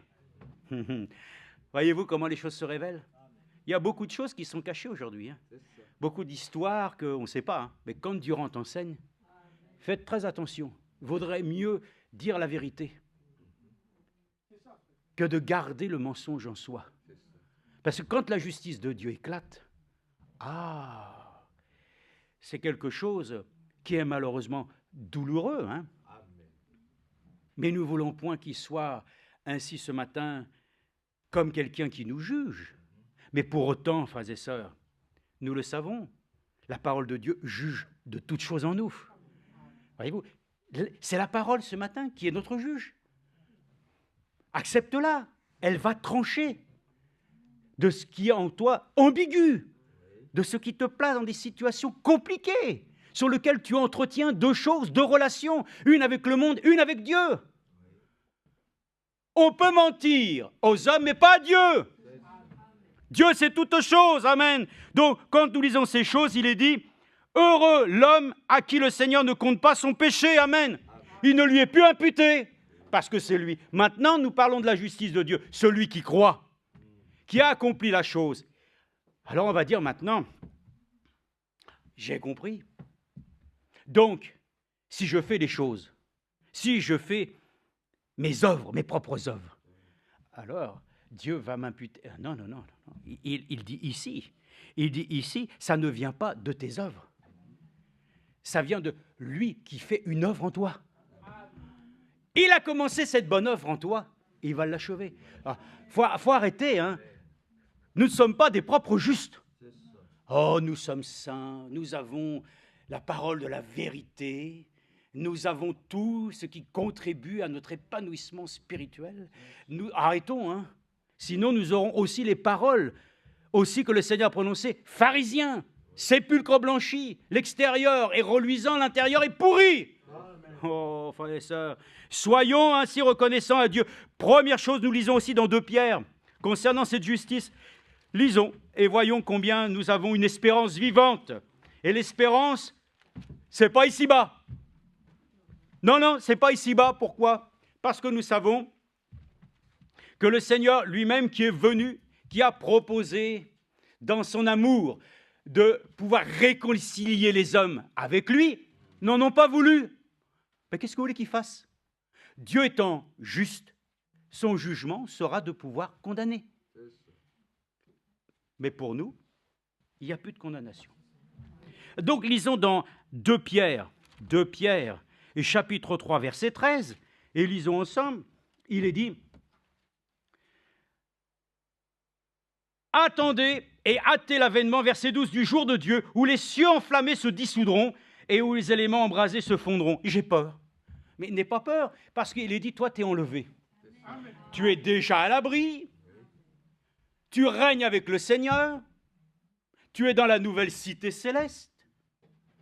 Dites, il y a quelque chose à craindre là-dedans? Et puis après, le millénium, tout ce qui va se passer, le jugement dernier et tout. Le Seigneur dit, je fais des nouveaux cieux, une nouvelle terre. Moi, je sais que tout ce que le Seigneur fait, lui-même, qui est nouveau, c'est bon. Il a mis en moi son bon esprit. C'est nouveau en moi, parce qu'il est écrit, tu dois naître de nouveau. Ah oui, oui, il faut une nouvelle naissance. L'Esprit de Dieu t'a convaincu par sa parole. Alors, le baptême est l'engagement d'une bonne conscience, devant témoin.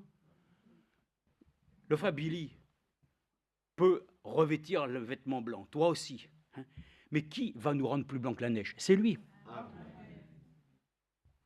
Frère Billy n'officie pas pour cette chose, pour te dire maintenant, c'est lui qui officialise la chose. Non, le frère l'a dit, par les Écritures et ta confession de ta bouche. Amen. Tu officies toi-même que tu meurs avec lui, tu ressuscites avec lui, et ensuite tu vis ta vie avec lui, en lui, pour lui. Bon.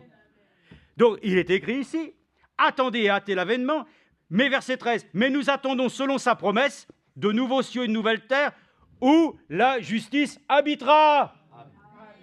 Amen. N'entrez pas dans les débats de ce qui se fait aujourd'hui. Vous êtes simplement là, constatant ce qui se produit. Vous voyez les choses. L'Écriture dit que ce que les gens disent bien deviendra mal. Ce qui est mal deviendra bien. Avec ça, comment vous voulez que la justice puisse être exercée? Ce n'est pas possible. Mais moi, je dis, et nous le disons ensemble, Seigneur, exerce cette justice qui doit être imputée dans ma vie, comme cela l'a été pour Abraham, parce que son nom fut changé. Abraham crut Dieu, mais quand lui-même est arrivé ainsi dans la phase sur laquelle, comme Paul prisonnier de Christ, devenant dépendant de lui, acceptant malgré ainsi tous les sentiments qui ont pu s'exprimer en lui, c'était son fils. Mais il avait l'assurance, il dit, ensuite que nous aurons fait ça, nous reviendrons. Il y avait aussi ainsi déjà une foi solide en lui, n'est-ce pas? Mais Dieu lui-même a dit, maintenant, parce que tu as fait ceci, cela t'est imputé à justice. Que cette justice nous possède cet après-midi, amen. Bon, 2 Pierre 3,13, dans Ésaïe 65, versets 17 à 18, vous trouvez déjà cette écriture où il a été prophétisé des nouveaux cieux, de nouvelles terres. Amen. Bien. Maintenant, regardez bien, nous allons rentrer dans cette chose. Philippiens, j'ai noté ceci, Philippiens. Évidemment, on prend la Bible, c'est normal, parce que la parole de Dieu, c'est la vérité. Hein. Qu'est-ce que vous voulez qu'on prenne de plus? Alors, c'est pour ça qu'on la lit ensemble et que nous ne sommes pas lassés encore, peut-être de relire des choses que nous avons lues. Mais Philippiens nous dit ici, dans Philippiens 1, 18, 19, Philippiens 1, 18, 19, alors, qu'importe de toute manière, que ce soit sous un faux prétexte ou que ce soit en vérité, Christ est annoncé, je m'en réjouis et je m'en réjouirai toujours. Amen. Car je sais que cela tournera à mon salut grâce à vos prières et à l'assistance de l'Esprit de Jésus-Christ. Amen. Donc, verset 6, c'était « Je suis persuadé que celui qui a commencé en vous une œuvre bonne en poursuivra l'achèvement jusqu'au jour de Jésus-Christ, c'est-à-dire le parachèvement jusqu'au jour de sa venue. » Amen. Donc, nous sommes reconnaissants. C'est une œuvre que Dieu a accomplie en nous. Hein. Ce qui est juste, frères et sœurs, c'est de répondre à son appel. Et de ne pas rechigner, ainsi à pouvoir faire les choses que lui a souhaitées pour toi. Nous n'avons plus de désir personnel, nous le disons souvent, hein. Oui, mais que ça devienne une réalité. Que ça devienne quelque chose vraiment de réel. Alors, on va lire dans Deutéronome, une écriture, dans Deutéronome chapitre 6, verset 24, et nous allons voir comment cette justice s'applique maintenant pour les enfants de Dieu, les croyants de la Nouvelle Alliance, voyant que beaucoup peuvent malheureusement se tromper sur le fait qu'on obtient une justice simplement parce qu'on s'octroie une bonne conscience en faisant les choses qui nous paraissent saintes. Ça, Dieu n'a pas du tout à considérer ce que tu estimes saint. Beaucoup disent maintenant, il faut que tu croies comme ça, ceci, cela. Enfin, ils veulent rendre les choses plus saintes que Dieu. Il y a un message qui est arrivé, il faut le rendre beaucoup plus encore. Ça, le message a été donné par le Saint-Esprit. Nous le recevons par le Saint-Esprit. Que personne ne se laisse imposer des règles où tu commences à avoir une vie maintenant qui n'est plus celle de la justice de Dieu, mais de la justice des hommes. Et je peux vous dire, il est préférable d'obéir à Dieu qu'aux hommes. Hein. Ça, j'ai l'impression que maintenant, même dans notre croyance, c'est que les gens doivent faire ci, doivent faire ça, fais pas ci, fais pas ça. Mais frère et sœurs, nous ne marchons pas comme des robots. Nous marchons dans la liberté que Dieu nous a donnée. C'est son esprit. Et son esprit nous porte à faire comme Dieu nous a demandé. Et cela est déjà bien suffisant, je vous le dis. N'ajoutez pas d'autres règles. N'allons pas au-delà de ce qui a été prêché, ni en deçà, parce que nous allons avoir de gros soucis. Donc, dans Deutéronome, chapitre 1, 6, 6, après on va essayer de lire plus rapidement une succession de versets, et puis ils suffiront à eux-mêmes, certainement. Bon, mais pour l'instant, nous lisons ça. 6, 24, 26. L'Éternel nous a commandé, écoutez bien, de mettre en pratique toutes ces prescriptions et de craindre l'Éternel notre Dieu, afin que nous soyons toujours heureux. Amen. Alléluia. Vous ne trouvez pas ça dans le Nouveau Testament? Soyez toujours joyeux. dans le Seigneur. Amen. Vous ne voyez pas que c'est le même Dieu dans l'Ancienne Alliance? C'est le même Dieu. Mais lui, il vient accomplir la loi. Parce que la loi est le révélateur du péché, de l'injustice de l'homme, d'être incapable de pouvoir ainsi exercer la justice de Dieu. Il ne peut pas. Les règles, les lois, précepte sur précepte, c'est ta tombe. La loi, c'est la mort. Mais l'esprit, c'est la vie. Et nous le savons, hein, nous sommes sauvés par grâce, au moyen de la foi. Donc il est dit, notre Dieu, afin que nous soyons toujours heureux et qu'il nous conserve la vie comme il le fait aujourd'hui. Amen. Amen. Pour nous, la justice sera d'observer et de mettre en pratique tous ses commandements devant l'Éternel notre Dieu, comme il nous l'a commandé. Amen. Amen. Une justice, c'est de prêter attention au conseil de Dieu et de pouvoir l'expérimenter. Hein. Et c'est là que les choses doivent être lues selon l'Écriture, pour que nous ne tombions pas ainsi dans nos propres œuvres. Alors on peut les lire aussi. Alors nous allons dans Jacques, parce que Jacques aussi exprime ici cette pensée. Nous la connaissons, mais nous la lisons. Dans Jacques, ici, je crois qu'en tout cas nous l'avons dans Jacques chapitre 1, verset 22, où il est dit, verset 21, c'est pourquoi, rejetant toute souillure et tout excès de méchanceté, recevez avec douceur la parole qui a été plantée en vous et qui peut sauver vos âmes. Amen. Amen. Amen. Tiens, pour Joseph, pour lui, ça le concerne. Hein. Ah oui, parce que son âme, c'est précieux. Amen. Ah oui, ça doit être plus précieux que l'or, n'est-ce pas? Alors, il est dit, pratiquez la parole et ne l'écoutez pas seulement. Vous avez vu, là? D'abord, premièrement, on observe. Parce que, comme disait frère Franck, nous venons ici à l'écoute de la parole de Dieu, c'est l'observation de la parole. Donc, l'observation de tes commandements sont précieux. Et ensuite, nous les mettons en pratique. Mais lui dit, ne vous bornez pas simplement à écouter, mettez en pratique. Et il dit, pratiquez la parole et ne l'écoutez pas. Et je viens à ce que j'ai dit.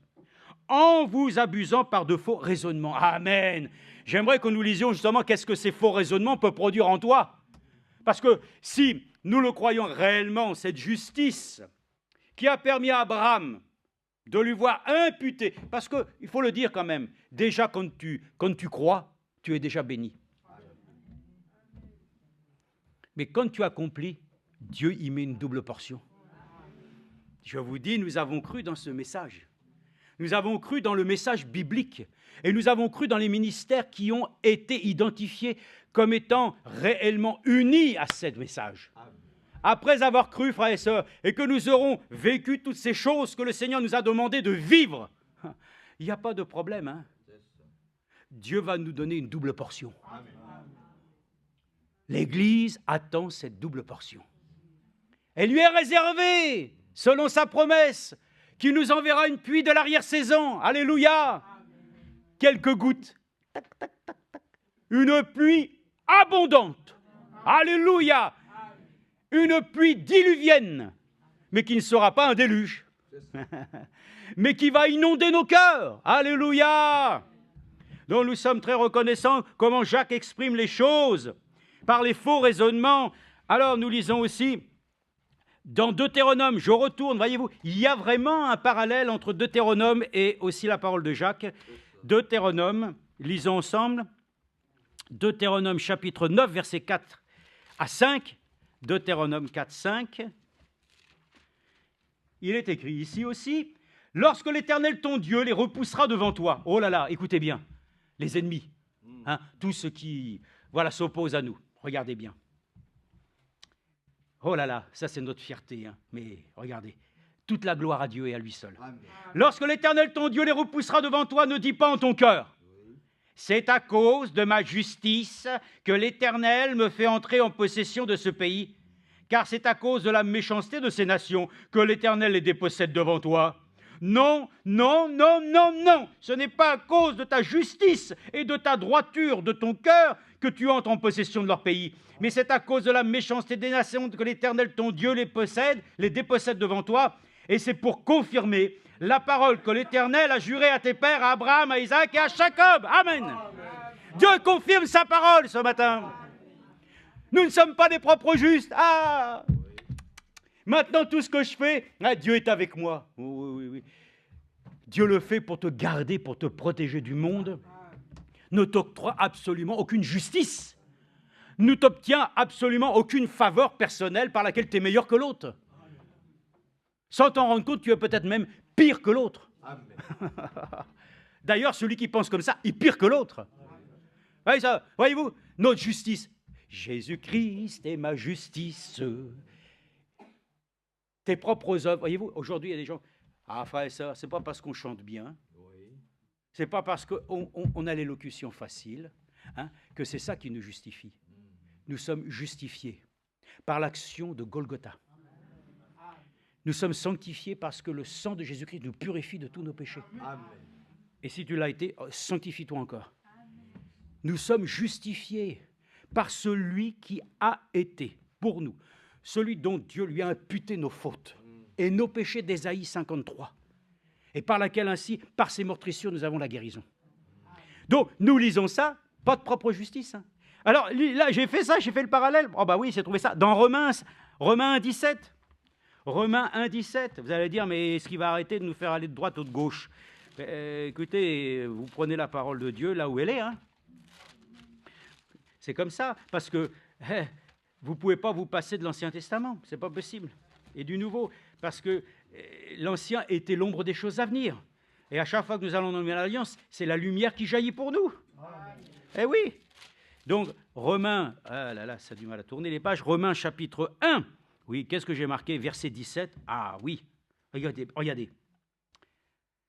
Bon, verset 16 toujours, car je n'ai pas honte de l'évangile, c'est une puissance de Dieu pour le salut de quiconque croit, du juif premièrement, puis du grec, et puis de toi, et puis pour moi.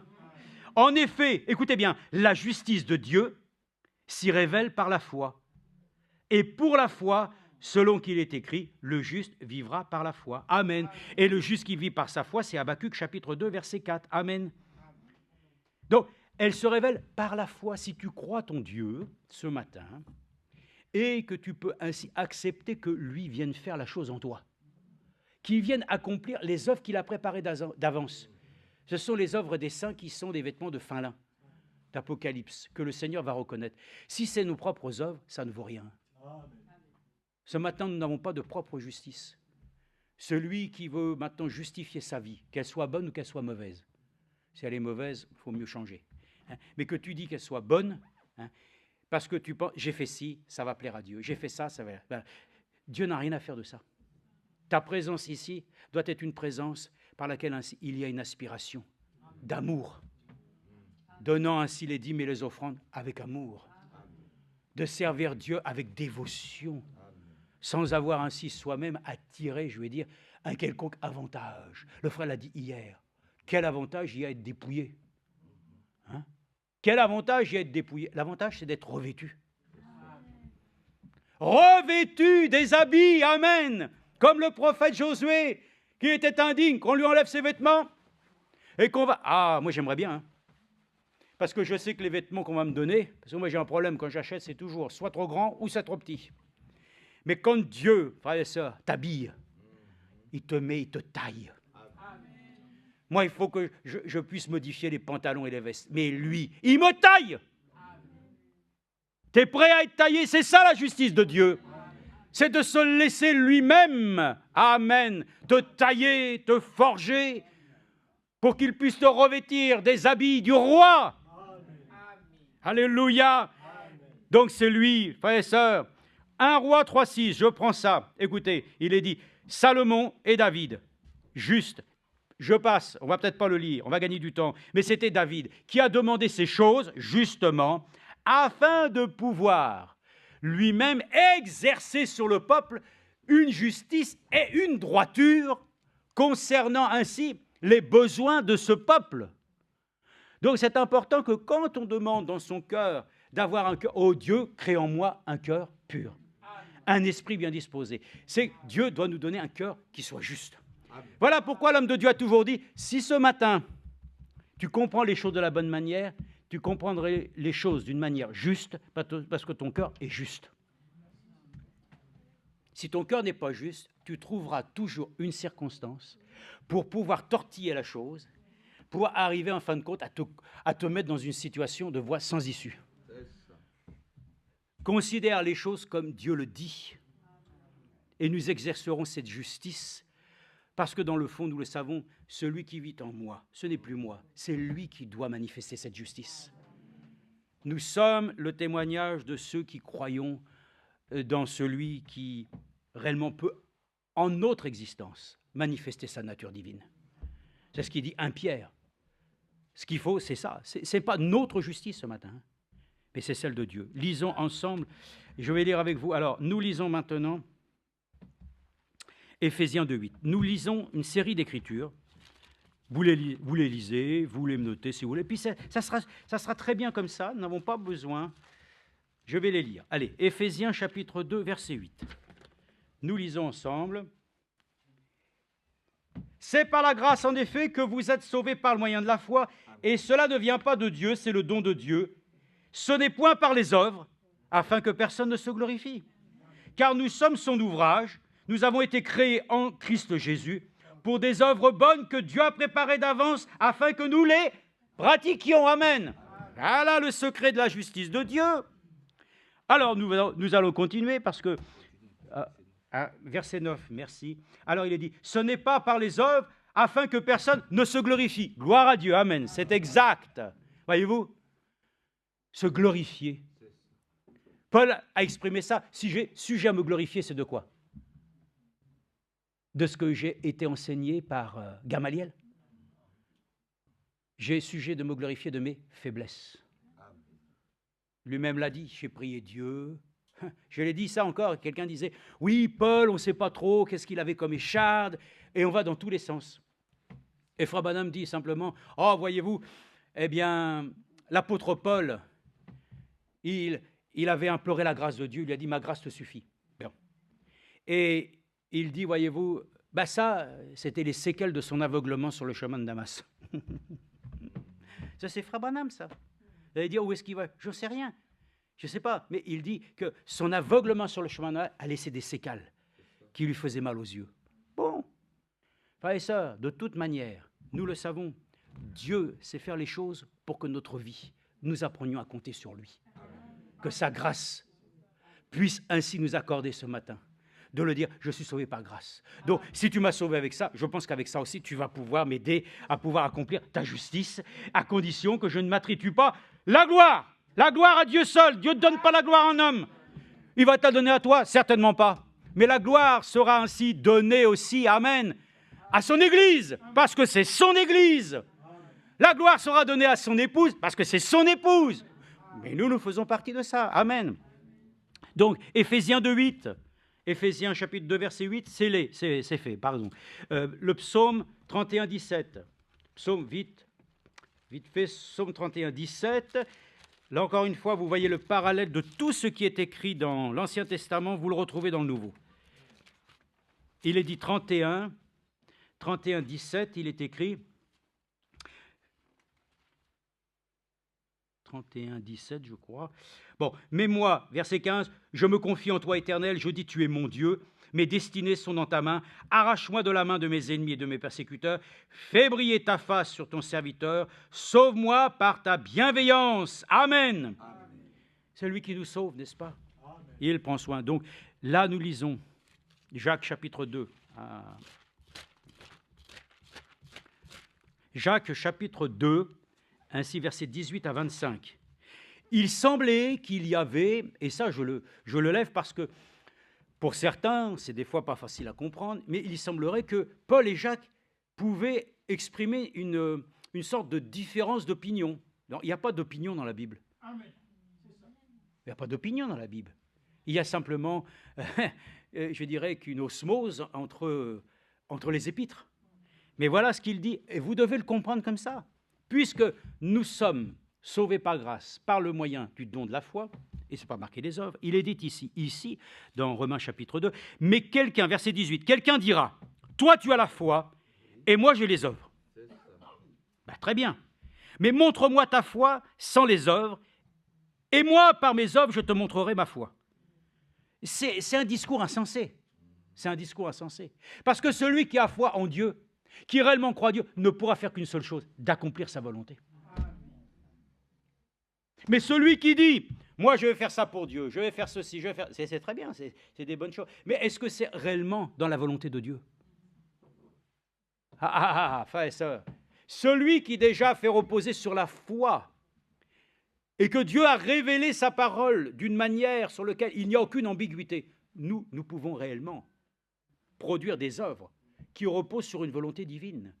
Mais si les personnes commencent simplement à considérer ce qu'eux, ils sont capables de faire, Frère Branham l'a dit lui-même, ils ont fait des choses, des séminaires, ils ont fait des écoles bibliques, tout ce qui n'a rien à voir avec la volonté de Dieu. Mais c'est des œuvres. Regardez-nous, nous sommes là, nous avons fait, nous avons... Mais Dieu dit, je ne vous connais même pas. Vous avez dit ceci, vous avez dit cela, vous avez prophétisé, mais je ne vous connais pas. Vous dites Seigneur, Seigneur, mais vous ne faites pas ce que je vous dis. Et ça, ayons l'assurance que nos œuvres sont l'expression de notre foi. Alors il est dit, tu crois qu'il y a un seul Dieu, mais tu fais bien. Les démons le croient aussi. Tu penses, et ils tremblent. Mais veux-tu comprendre, homme vain, que la foi sans les œuvres est stérile? Amen. C'est ça l'imputation. Tu dis que tu crois, mais, frères et sœurs, sans entrer dans les détails, mais on ne voit jamais les gens produire les effets de la foi. Ça reste toujours quelque chose sur lequel, oui, c'est plus une théorie qu'une pratique. Et ça, il faut que nous apprenions à vivre la parole de Dieu dans les œuvres réellement que le Seigneur attend de nous. Amen. Que chacun ne fasse pas son petit travail dans son coin. Mais je travaille pour le Seigneur, toi aussi, tout ça. Mais comment voulez-vous que le Seigneur assemble les choses personnelles? C'est pas possible. Mais veux-tu comprendre, homme vain? Abraham, notre père, ne fut-il pas justifié par les œuvres? Oui. Pourquoi? Parce que lui-même, il a cru Dieu en premier. Parce qu'il crut Dieu, je pense que c'est clair, frère et sœurs. Les œuvres qu'il a faites, c'est l'expression de sa foi. Celui qui fait des œuvres pour Dieu, mais qui n'a pas ainsi, dans son cœur, confessé réellement que Jésus-Christ lui-même, il est son Seigneur et son Sauveur. Il peut dire qu'il est chrétien, il peut faire tout ce qu'il veut. Voilà, il a l'apparence de la piété, mais ironie, ce qui en fait la force. Ce qui doit imputer notre vie aujourd'hui, c'est la force, frères et sœurs, de celui qui est notre justice et qui fait que les œuvres que nous produisons sont celles qu'il souhaite. Il dit alors, Abraham, notre père, ne fut-il pas justifié par les œuvres pour avoir offert son fils Isaac sur l'autel?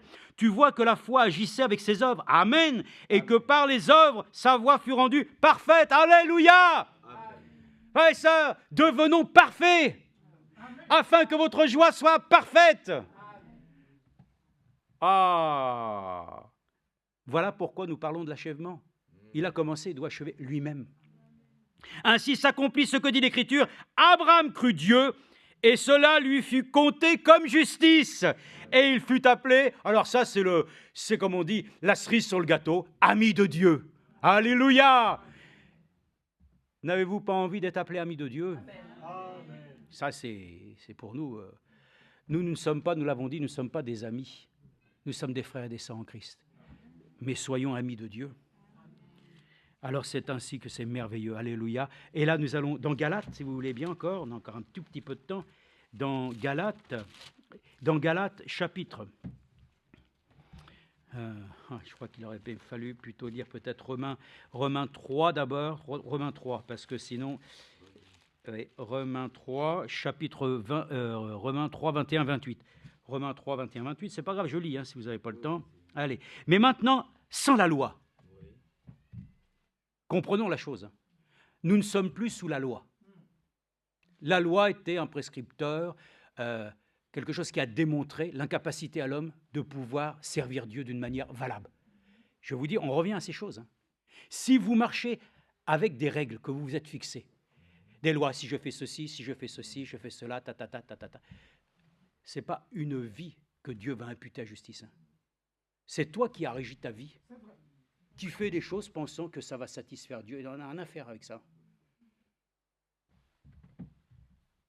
Il dit, maintenant sans la loi est manifestée la justice de Dieu. Amen.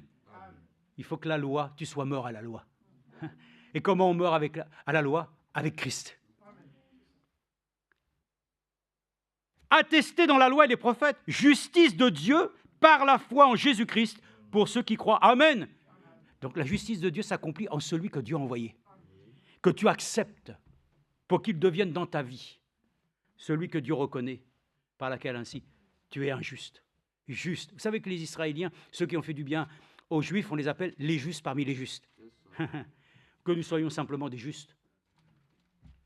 Car il n'y a pas de distinction, tous sont péchés et sont privés de la gloire de Dieu, mais ils sont gratuitement justifiés par sa grâce. Amen. Justifiés par sa grâce. Tu ne le mérites pas, mais Dieu te l'accorde. Merci Seigneur. Merci. Par le moyen de la rédemption qui est dans le Christ Jésus. Amen. Avec ça, on ne va pas faire ainsi des chapelets. Hein. Non, non. Mais ce sont des versets sur lesquels nous pouvons les ressasser et vraiment nous accorder la grâce de les croire de tout notre cœur. Donc, Galates chapitre 4, verset 2, il nous est dit ici, alors, or, je le dis aussi longtemps que l'héritier est enfant, il ne diffère en rien d'un esclave, alors qu'il est le maître de tout. Il est soumis à des tuteurs et des administrateurs jusqu'au temps marqué par le Père. Nous aussi, lorsque nous étions enfants, nous étions asservis aux principes élémentaires du monde. Mais lorsque les temps furent accomplis, Dieu a envoyé son Fils, né d'une femme née sous la loi, libéré, afin de racheter, libérer ceux qui étaient sous la loi et que nous recevions l'adoption. Et parce que vous êtes des filles, Dieu a envoyé dans vos cœurs l'esprit de son Fils qui crie « Abba, Père ». Ainsi, tu n'es plus esclave, mais fils. Et si tu es fils, tu es aussi héritier grâce à Dieu. Amen. Amen. Voilà, c'est ça. Dieu nous a libérés de ça pour devenir ainsi l'objet ainsi de son attention, étant héritier avec Dieu, co-héritier avec Christ. Si je prends aussi 11,6, non, il n'y a pas de ça, c'est pas... Philippiens 3,9. Philippiens 3,9.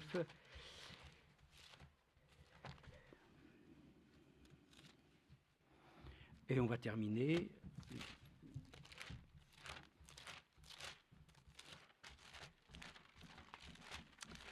Alors, Philippiens, j'y suis, verset 3, chapitre 3, verset 9. Il est écrit.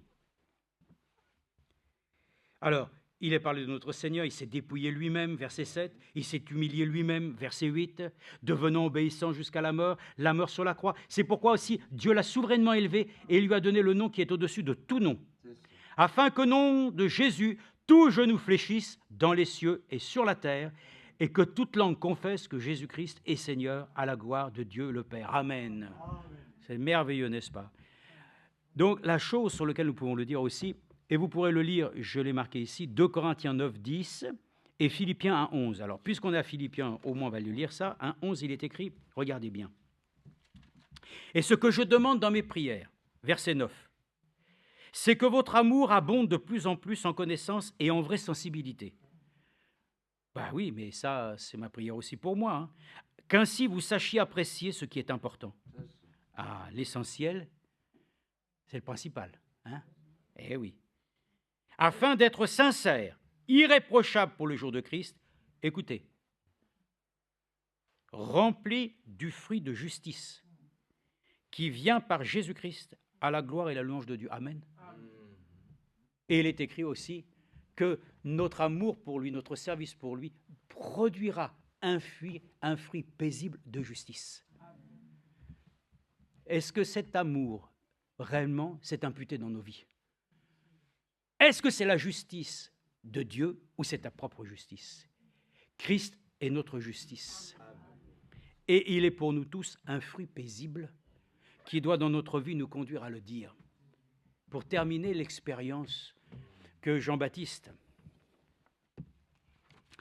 a eu à vivre avec le Seigneur. Bon, voilà qu'il voit l'Esprit de Dieu descendre comme une colombe.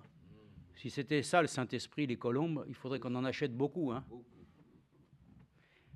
Mais il dit comme une colombe, parce que la colombe, nous l'avons entendu, Frère Branham a prêché, la colombe n'a pas de bile. Elle ne peut pas conserver en elle l'amertume. Elle nettoie elle-même avec l'huile ses plumes, enfin c'est merveilleux. Le frère a parlé de l'aigle hier.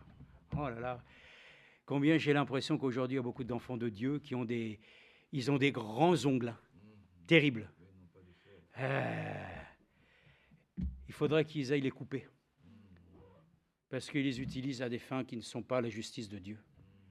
pour se faire du mal plutôt que du bien. Bon, ça c'est un détail, mais enfin pour dire que simplement, quand les choses ont été ainsi, Jésus est arrivé, présentation, reconnaissance, et Jésus a dit, bah là, maintenant il faut que tu me baptises. Où on va, hein? Vous avez vu l'esprit de l'homme? Pierre, c'est pareil.